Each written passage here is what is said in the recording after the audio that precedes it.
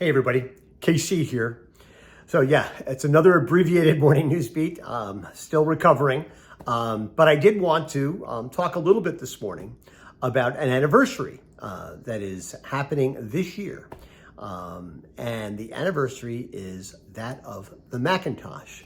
It was basically in 1984 that Steve Jobs and Apple Computer launched the original Macintosh. And that's extraordinary in some ways that it's only been 40 years. On the other hand, it seems like such a long time ago. I mean, it's fascinating. 40 years ago, I was working on computers. I at various publishing companies where I worked. It was fascinating. We weren't using Macs.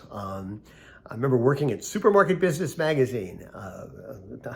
Doesn't exist anymore. And we were using leading edge computers and using DOS. And it was just so unwieldy. And then I went over to work at Supermarket Insights and Retail Insights, which was the video division of the company that owned Progressive Grocer at the time. And we were working on Wang computers. And if anything, the Wang computers were worse than the leading edge computers. It was only when I started working for myself. And listen, I'm not a technology forward guy. I mean, I try to embrace what I can, but I'm not instinctive the way a lot of people are. To me, the Mac was perfect. And since then, and I've been on my own for a long time, I have owned nothing but Macintosh computers. I have always had an iPhone since they launched it. I believe in the iPad. I'm a complete, not just user and devotee of Macintosh products, but I'm an enthusiast, right? I will never, ever use any other kind of computer. I don't even know how to use another computer. I've never worked in Word, and I avoid PowerPoint like the plague because I use Pages and I use Keynote. But it was interesting. There's this thing called the Steve Jobs Archive, which is online now. And it's basically, it's a series of historical documents. And they posted something just yesterday, and it was about the fact that we're coming up on the 40th anniversary of the release of the Macintosh. And one of the things that they talked about is how different the group of people that Jobs brought together were from, most places where they were building computers. It was like commune. They were in jeans. They were barefoot. They had long hair. They were just, they were mature in terms of being adults, but they also had a sense of play about them.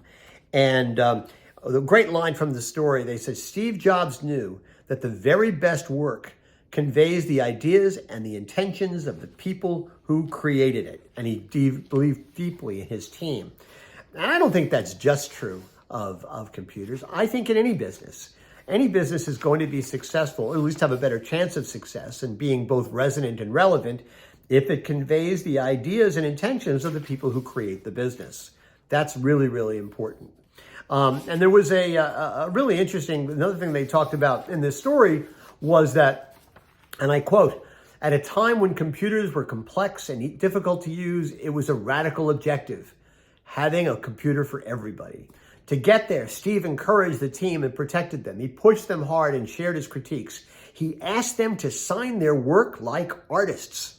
That's a really important thing in any business. Have people have a sense of ownership, even while reminding them that they were building a tool for others to use.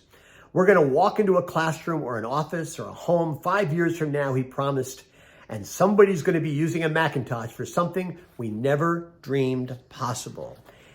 And it just seems to me that there are lessons to be learned there about you want people to sign their work. You want people to have a sense of ownership. You want to be able to push them and critique them while believing in them deeply and their ability to deliver not just on goals, but on dreams.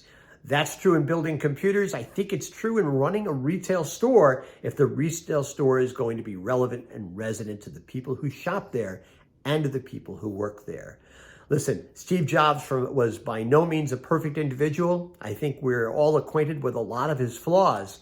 But in terms of his ability to dream and then deliver on that dream, extraordinary. And the question is, if Steve Jobs had lived, had he not gotten cancer and passed away at a relatively young age, what would he have delivered beyond that? Almost unimaginable. Anyway, that's what's on my mind this morning. And as always, I want to hear what's on your mind.